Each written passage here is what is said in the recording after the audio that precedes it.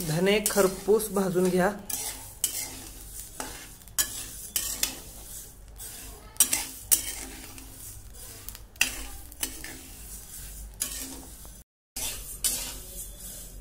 धने भाजायचे चालू आहे। जिरे सुद्धा असे तडतड आवाज येईपर्यंत खरपूस भाजावे। शहाजिरे काळजीपूर्वक भाजा, जास्त करपून देऊ नका, हे पटकन भाजले जाते। याचे नाव मित्रांनो विसरलो मी।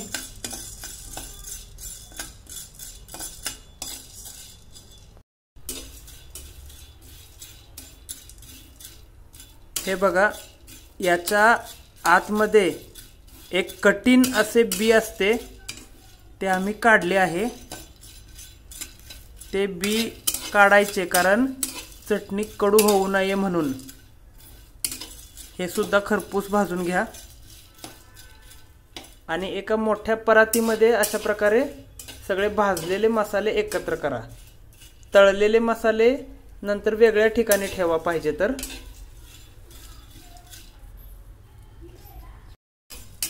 हे फक्त हलकेसे गरम करून घ्या, जास्त भाजू नका। हे सुद्धा हलकेसे भाजून घ्या। याचा खूप छान वास येत आहे, खमंग असा।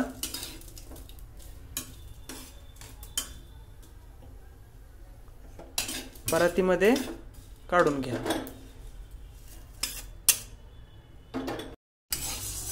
काळी मिरी भाजा। चटणी मसाल्यामध्ये काळी मिरी फार जास्त वापरू नका। मसाला वेलची भाजताना थोडीशी फुलते, ते फुलल्यानंतर बाजूला काढा।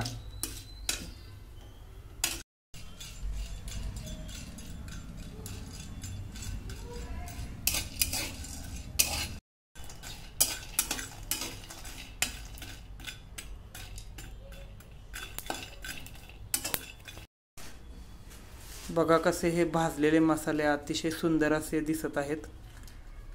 खमंग आणि स्वादिष्ट असा वास येत आहे। ही दालचिनी साधारण पातळ आहे, काही वेळेस जाड दालचिनी मिळते बाजारात। प्रमाणात भाजून घ्या। खसखस भाजत आहोत। खसखस आपण चटणीमध्ये जास्त टाकत नाही, कारण नंतर नॉनव्हेज जेवणाला आपण गरजेप्रमाणे खसखस घेतो। मेथीचे बी भाजून घ्या। हे हलकेसे गरम करून घ्या, अगदी पातळ असते कागदासारखे, जास्त करपून देऊ नका।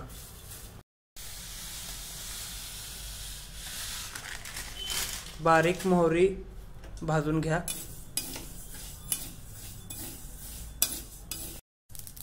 तुम्हाला तडतड आवाज येत असेल, असा आवाज येईपर्यंत भाजून घ्या।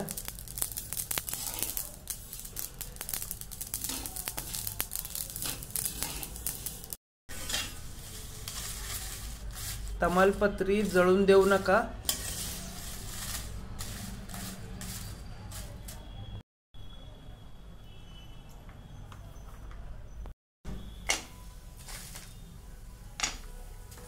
सोरेगड्डे हळदीचे तळून घ्या।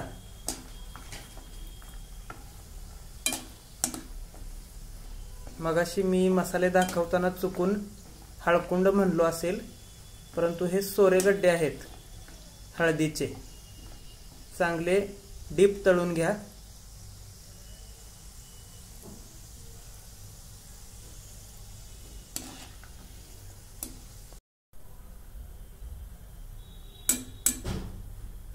तेल नितळून काढून घ्या।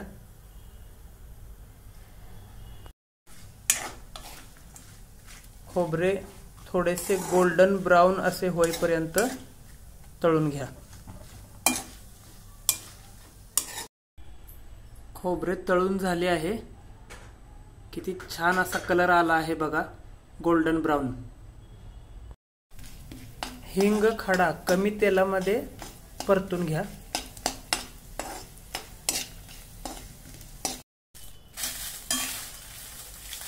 वेगवेगळ्या प्रकारच्या मिरच्या आपण एकत्र ज्या मिसळल्या होत्या, ज्याला ऊन दिले होते, त्या आता हलक्याशा भाजायच्या आहेत.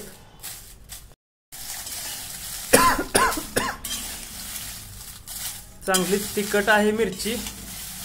लवंगी मिरची, शंकेश्वरी, रेशीमपट्टा की गुंटूर माहीत नाही, आणि बेडगी, अशा 3-4 प्रकारच्या मिरच्या आपण भाजत आहोत.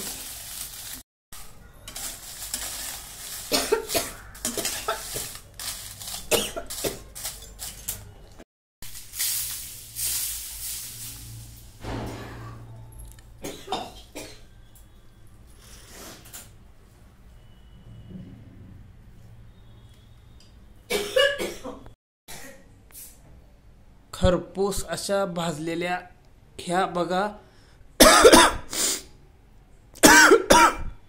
मिरच्या आणि हा मसाला.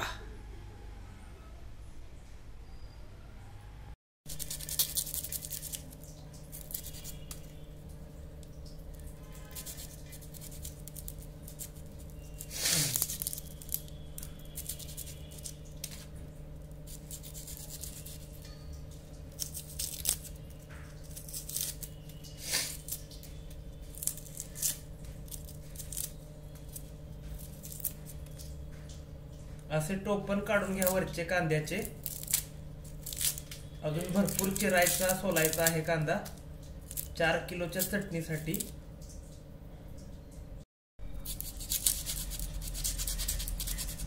डोळ्यात पाणी आणणारा कांदा. पाणी डोळ्यात आल्याशिवाय सुद्धा कष्टाची किंमत कळत नाही.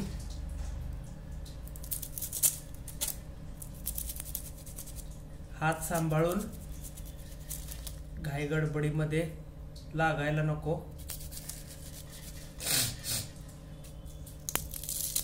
कांद्याने चांगलेच डोळ्यातून पाणी काढले आहे.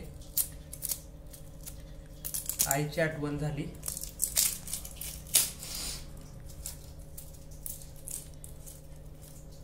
आईला किती कष्ट पडतात हे समजतंय काम करताना.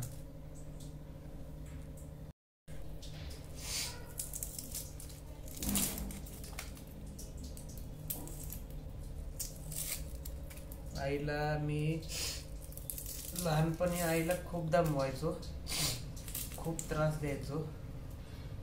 आई माझी काम करून थकायची आणि मी उन्हाळा पोरासारखा ताप द्यायचो तिला.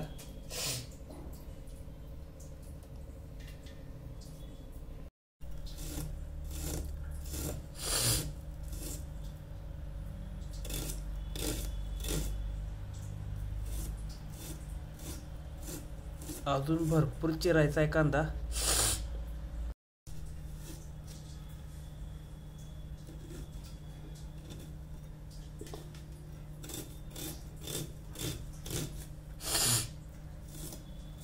मी नुसता व्हिडिओ काढतोय तरी डोळ्यातनं पाणी येतंय.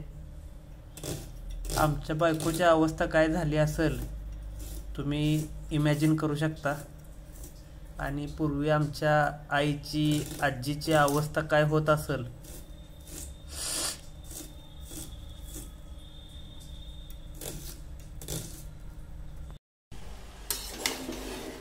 सर्व कांदा अशा प्रकारे तेलामध्ये परतून घ्यायचा आहे आणि त्यानंतर आपण शिजवणार देखील आहोत तेलामध्ये.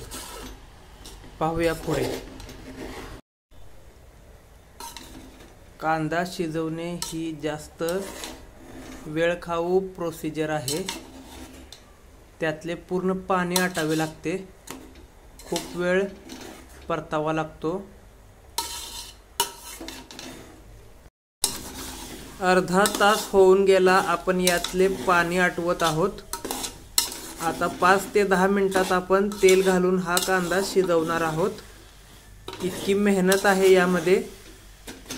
एक सलग खाली करपू द्यायचा नाही. हे बघा, त्याची शेड, कलर चेंज झालेला आहे, बदललेला आहे.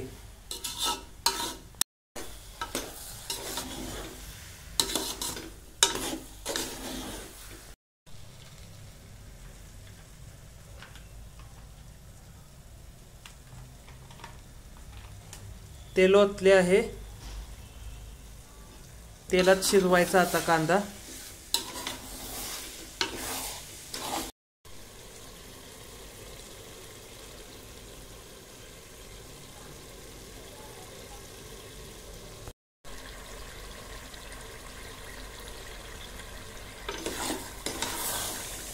शेवटचे काही मिनिट राहिले आहेत कांदा पूर्ण शिजायसाठी.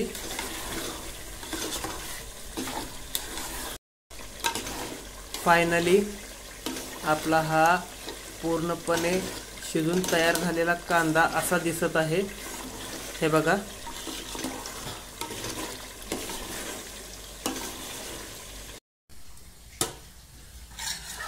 फायनली आपण आता सर्व पॅकिंग करून मिरची डंक कांडप केंद्राकडे चाललो आहोत.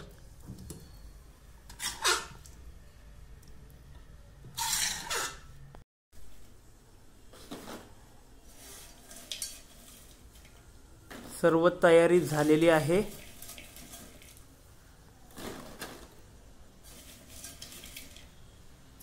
सर्व पॅकिंग झालेले आहे. पोत भरून मिरच्या आहेत बघा. खोबरं, तळलेला कांदा, सर्व मसाले, लसूण, धनिया, धने, मोठे मीठ वाळवलेले उन्हामध्ये. मित्रांनो, नुसता हा कांदा तळायला जवळपास 1 तास गेला होता. बघा ही शेड बघा.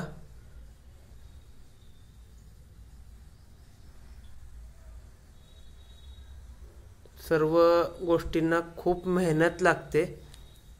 खूप कष्टाचे काम आहे हे. ठराविक गोष्टी तळायच्या, ठराविक गोष्टी भाजायच्या, सर्व नीटनेटके करायचे. अतिशय मेहनतीचे काम आहे चटणी मसाला बनवणे. आता डंकाकडे, मिरची कांडप केंद्राकडे जाऊया चला.